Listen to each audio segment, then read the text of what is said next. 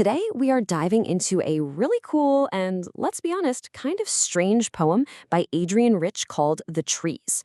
Now, on the surface, it seems to be about plants. But trust me, there is a powerful, hidden struggle and liberation just bursting to get out. So let's peel back the bark and see what's really going on in there. Right off the bat, the poem hits us with this incredible question. It sets up this central puzzle from the very first line. You immediately start thinking, wait, what is an empty forest? It just perfectly frames the whole mystery we're about to explore. And there it is. That's the core image that drives this entire poem. We have trees inside a house, literally moving out to fill an empty forest. It's so surreal, right? Almost like something out of a dream, but you can feel this incredible sense of purpose behind it. An empty space is finally about to be filled. So how in the world does a forest escape from a house? Well, the poem actually breaks it down for us. It details this slow, powerful, almost methodical struggle. Let's trace their path to freedom, piece by piece. It all starts underground, in the dark. And you've got to notice the key word here, work. These roots aren't just passively growing. They are actively, consciously working to get free. You can almost feel that slow, grinding effort as they pull themselves out of the floor. So while the roots are working down below, the leaves are pushing up above.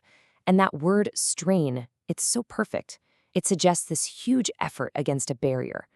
They're not just reaching for the light, they are fighting to break through the glass that's holding them back.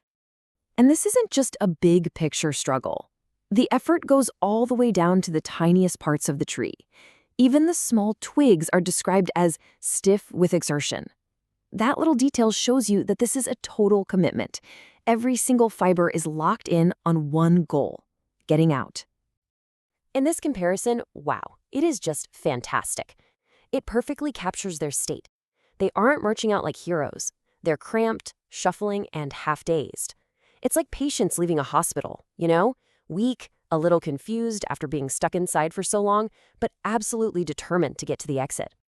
Now, the trees aren't the only characters here. There's a human speaker inside the house watching this whole thing happen.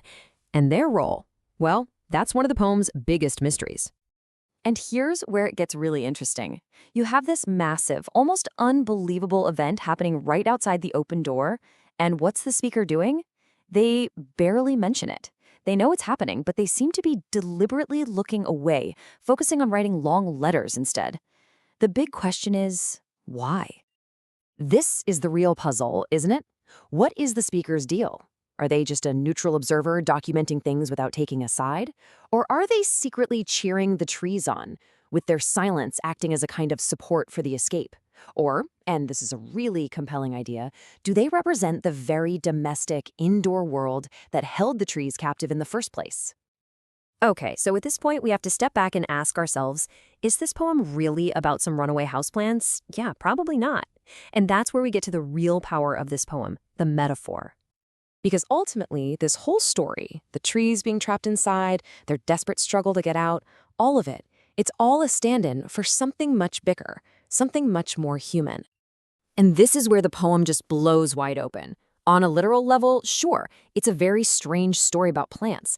But when you look at it as a metaphor, it completely transforms into this profound story about any oppressed group fighting to break free and reclaim their natural, rightful place in the world. So there are two big ways people tend to read this. The first is ecological. This is about nature itself, trapped and tamed by human buildings, finally breaking out to take back the planet.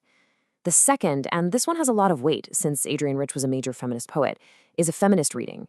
In this view, the trees are women, confined to the home, the house, and now they're breaking free from those societal roles to find their own power and identity in the wider world. This line from the speaker is so crucial. What are these whispers? Is it the literal sound of the leaves and twigs moving around, or is it something more internal? The doubts, the fears, the quiet rumblings of rebellion that always come before a big change. Either way, the speaker knows that tomorrow, once the escape is done, those whispers are going to be gone.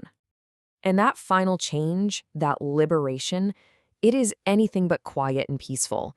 The end of the poem is explosive, it's chaotic. It shows us that breaking free is a messy, disruptive, world-changing event. It all kicks off with this one, sharp, violent image. The barrier that separates the inside from the outside doesn't just open, it shatters. This is it. This is the point of no return. And notice they're not marching out gracefully. No, the poem says they are stumbling. That word choice is so important.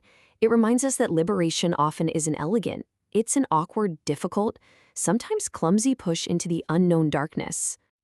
And these last few lines, they just paint this incredible picture of a world that has been completely remade by this one act. It's not just that the trees are outside now. The entire cosmos, the sky itself, has been changed forever. I mean, this final image is just breathtaking. The moon, the symbol of the old, quiet, watchful world, is now broken like a mirror. The reflection of the old world is shattered. And where do the pieces go? They now form a crown on the tallest oak. The power has officially shifted. Nature is wearing the crown now. And that's really the ultimate point, isn't it? True liberation, real change, isn't just about moving from one room to another. It's about fundamentally breaking the old structures to create something brand new. And so that leaves us with one final thought to chew on. The power of this poem is that it could have been written yesterday. It forces us to look around and ask, what silent, struggling forces in our own world, or maybe even in our own lives, are working their roots free right now, straining against the glass, just waiting for their moment to shatter the old world and stumble into the night?